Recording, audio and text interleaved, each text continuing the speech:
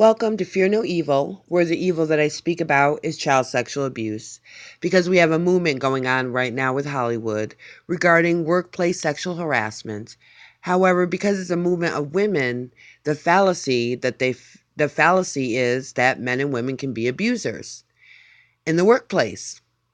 So we're trying to say this movement is going on regarding workplace sexual harassment. However, any progressive person would know that any kind of abuse does not just occur between men and women and young girls and men. It also occurs between boys and older men, boys and older women, adult women, and adult men. We also know that sexual abuse knows neither geographical or any time boundaries.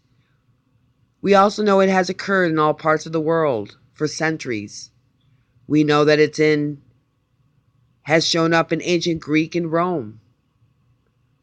We also know it shows up in biblical times when Abram was traveling with his wife Sarai at the direction of the Lord. But Abram began to fear because his wife was beautiful.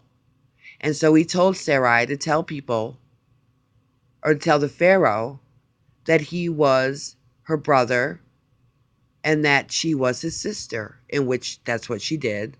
And then judgment came onto the Pharaoh's household. And when he found out that Sarai was really his wife, is not his sister, he kicked Abram out of the country because Abram had lied. So somewhere, somehow, even way back in biblical times, we have known not to sleep with people in our families. We also know that adultery is not okay. And we know this even further down because of scientific research that was able to show the abnormalities in the gene pools when people sleep with their own families.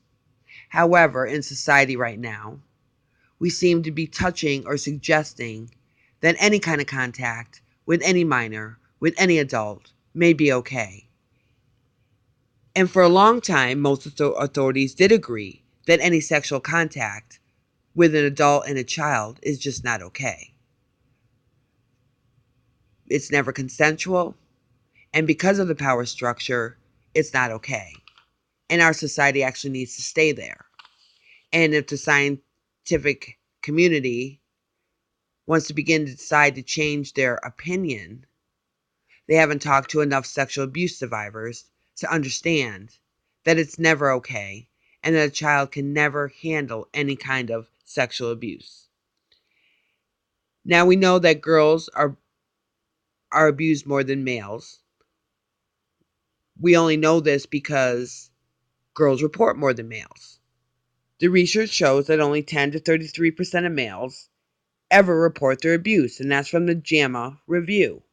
And you can find any of this information in Child Abuse, written by Edward F. Dolan, and Child Sexual Abuse, written by Karen L. Kinnear, Contemporary World Issues.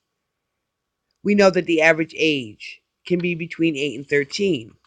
However, it's very interesting when you go to the LGBT, their average age for the males is usually between the ages of 10 and 12, that they report sexual activity with another male. Now, I find this very interesting because the mean ages are very similar. We also know that 85% of the victims know their assailant. So we know that either whether you be homosexual or heterosexual, child sexual abuse, you're knowing your assailant. Because that happens in 85% of the cases. If it's a father, mother, brother, sister, or another relative, we know that as incest. We also know that people don't report it because of fear. So we have to, but girls will report it more than boys. So the fear must be different because boys only report it between 10 and 33% of the time. And for the most part, boys don't report it at all. So they must fear something very differently from the females if females are more likely to report it. So trying to even suggest that females don't report, that's not true. We know that they don't report a lot. They could report more, but they are reporting more than boys. So once again, the male part of our society is being silenced once again by the movement. They are not being encouraged to come forward and tell their stories. We also know that for many people in the LGBT community who have identified as homosexual later on in life,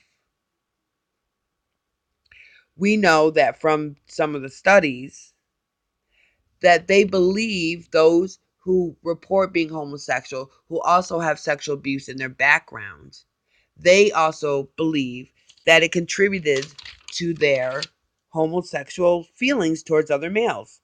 48% were sexually abused, 96% of that 46% believe that it contributed to their homosexuality. But how come we're not hearing about their stories?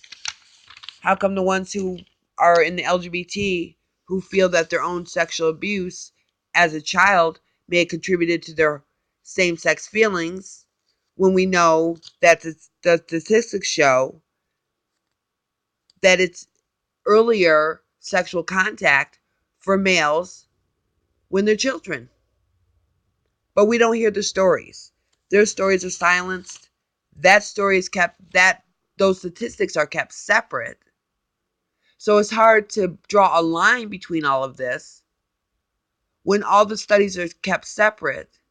And if they want to identify themselves as the LGBT community, then they want to identify the statistics differently when it comes to suicide and things like that, then they also need to identify themselves when it comes to the sexual abuse statistics. Because that's going to draw different demographics and it's going to change the statistics. And that's what we need to be doing.